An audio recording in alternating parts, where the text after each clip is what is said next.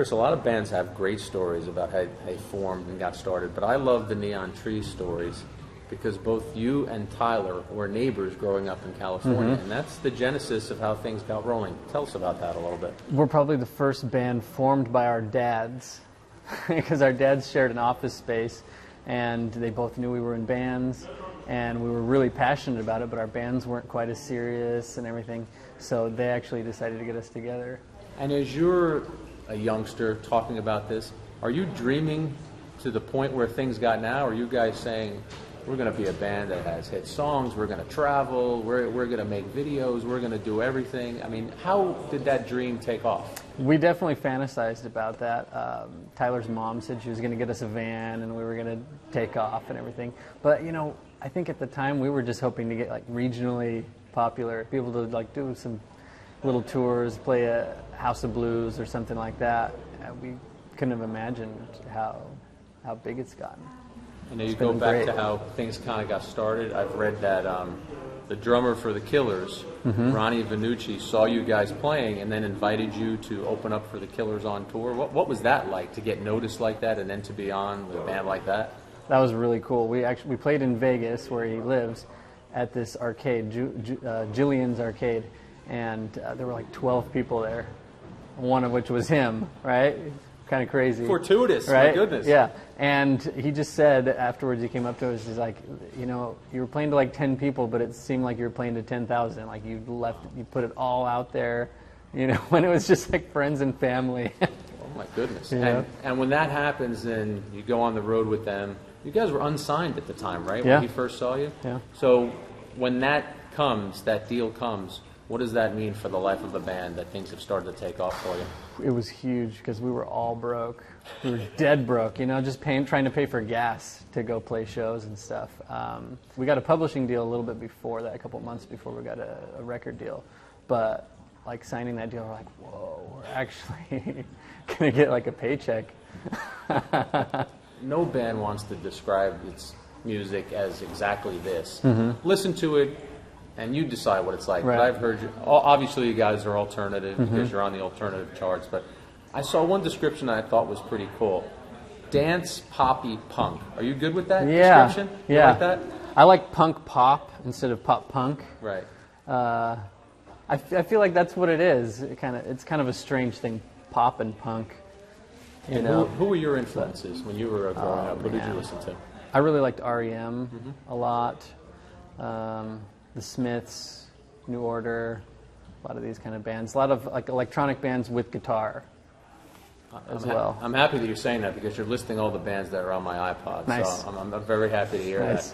Now, what about the idea of breaking through? A song like Animal becomes #1 on the alt chart, 13, I think, in the Billboard Top 100. In a band's life, what does that do for your confidence, your credibility? You mentioned before about the pocketbook, your finances, when you have something that breaks through like that. It was crazy because that was the first thing. We all liked it. We all knew, like, oh, that's got to be the first single.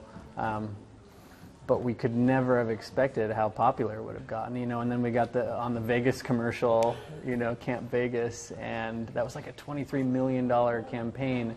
Like, we didn't get really paid from it, but I mean, it was just put out there everywhere. And so it happened really fast, which was pretty cool. Now, as much as you love music, you're a baseball guy too, and growing Oh, yeah. up in California, you had your baseball allegiances. How much a part of your life was baseball and is baseball still? I thought I was going to be a professional baseball player.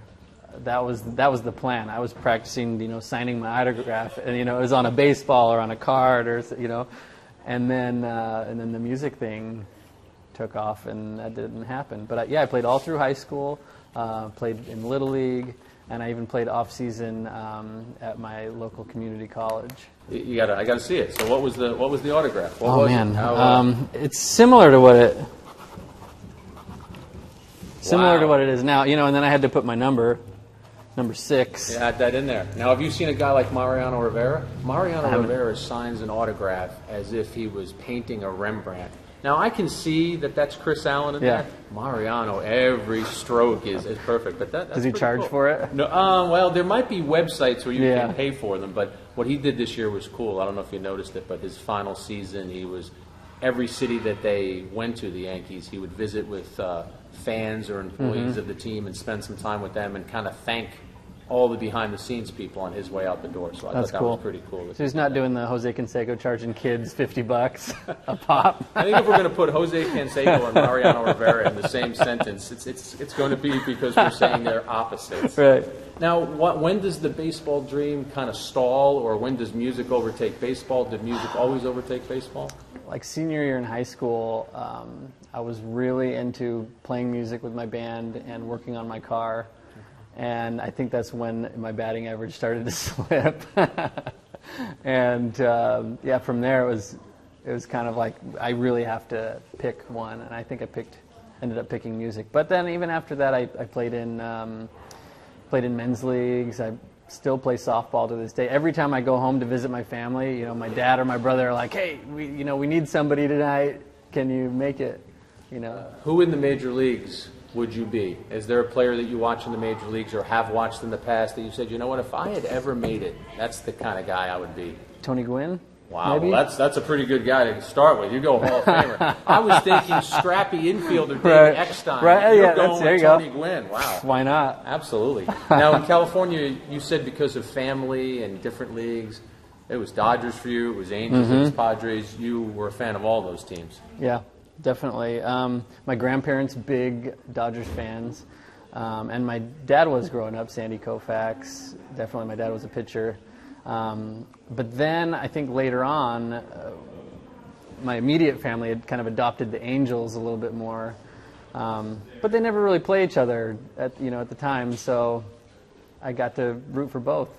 Perfect. Then we moved closer to San Diego. I kind of adopted the Padres, I'll watch anybody, Earlier this year, I think you were the biggest Pittsburgh Pirates fan for a day. Yeah. Because you guys did a post-game concert, but in addition to that, they said, hey, want to throw out the first pitch? And if someone from Neon Trees is throwing out the first pitch, it's going to be you, obviously. Yeah. When we got the email, like, hey, somebody from the band gets to throw out the pitch, I was like, I want to say me, but I don't want to be greedy or whatever. But then Elaine wrote, well, hey, Chris played. He's not going to embarrass us. He should do it. And I was like, yes. I saw a picture of it. You had the old school Pirates I did. Kind of bicentennial lid on there, right? I always wanted an excuse to get one of those hats. So I went on eBay and picked one up. Wow, you dug it up on eBay? Yeah. What did that run you? How much did you? It was like $25. It wasn't a vintage one. It was like a replica. I have to So it didn't have nasty sweat and salt rings in it. Now, nervous at all about the pitch? Oh, big time. Yeah. Did you practice at all? I did. Okay. Yeah, I threw a couple times earlier that week. Because Now- I used to pitch, and it's like there's more pressure since I actually played. I can't like bounce it. No, you can't. I mean, that is the embarrassment, and the video goes viral. Yeah. I couldn't find video of you throwing out the first pitch, so I need to know who did you throw it to, and did you throw a strike? It was a backup catcher. Okay. And I would say it's like just under the knees. But when you're throwing 49 miles an hour, you don't really want to get it up into the strike zone. So you were a finesse guy. You weren't going to blow anybody away. I just had to get it there. I was thinking, maybe I want to pull a Charlie Huff, throw a little knuckleball in there. But I didn't get so bold. One video, or one thing I did find online, and I've watched a lot, is I love your video for Everybody Talks, which is at a drive-in theater. Yeah. It's got the horror theme. Your cutter, Chris, that looks like it was a lot of fun to do. It was a I mean, how much blast. fun was that? And how about that song? And you can't be human and hear that song and not start moving, as far as I'm concerned. Yeah. I mean, that thing just makes you move. That was a fun video. All of our videos up until this point have been based on movies.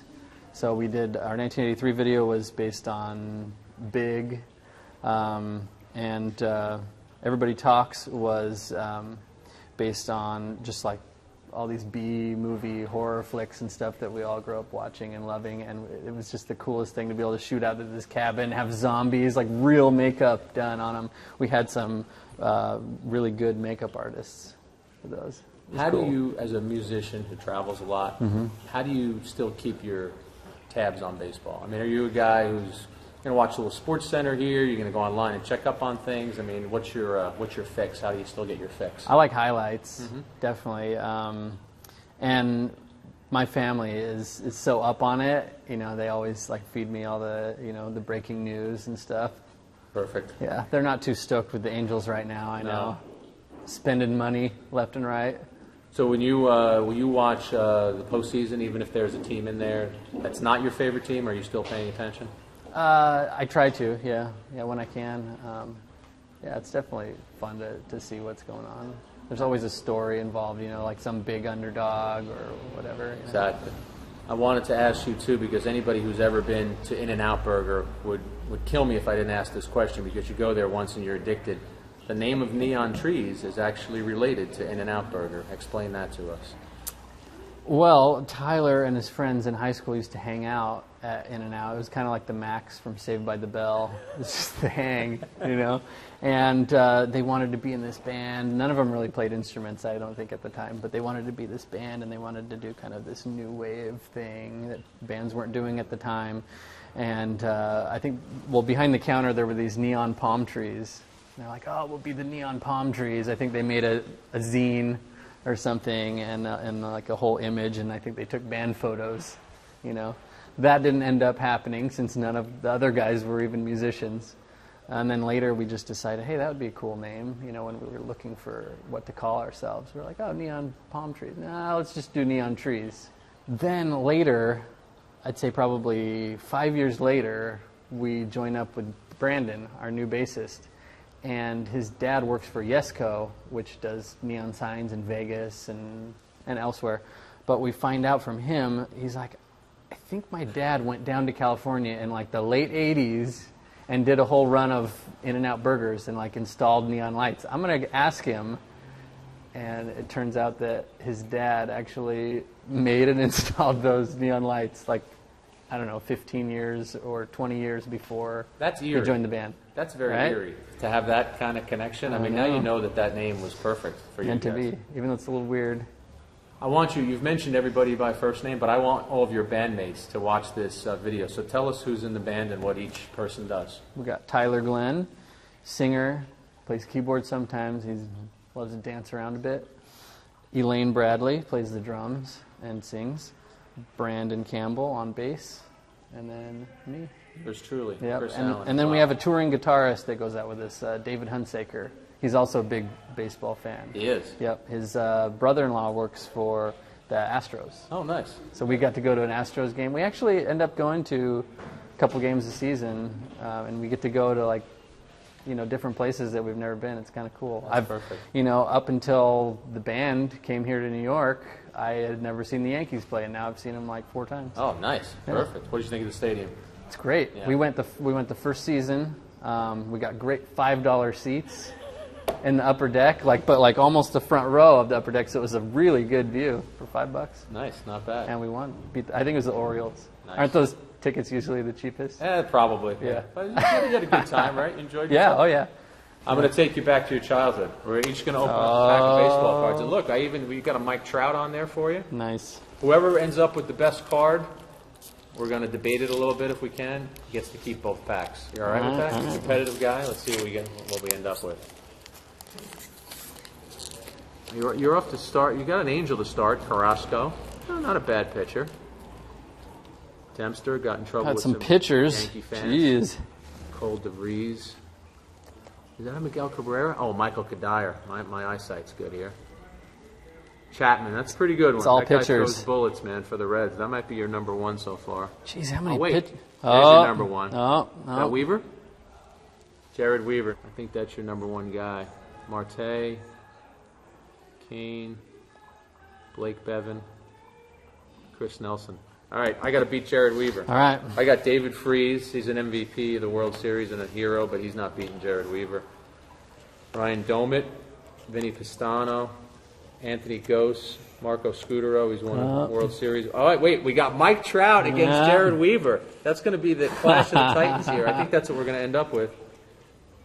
Oh, Robinson Cano decides to throw his hat into the mix. That's a very interesting... On the Yes Network, that might just on the Yes Network. Here's what I'm going to say. On the Yes Network, it's Robinson Cano. If you're going for the long term, Mike Trout might be the best player in baseball. So I've been beaten. You know what? Where's the gum? No gum. No gum. No gum anymore. 4 out of 5 dentist surveys say you shouldn't put gum in your baseball card. California guy, gracious enough to hang out with us. You're getting the cards Oh, anyway. sweet. Nice. Chris, I appreciate the time. Best of luck at everything with Thank Neon you. Trees. Appreciate it.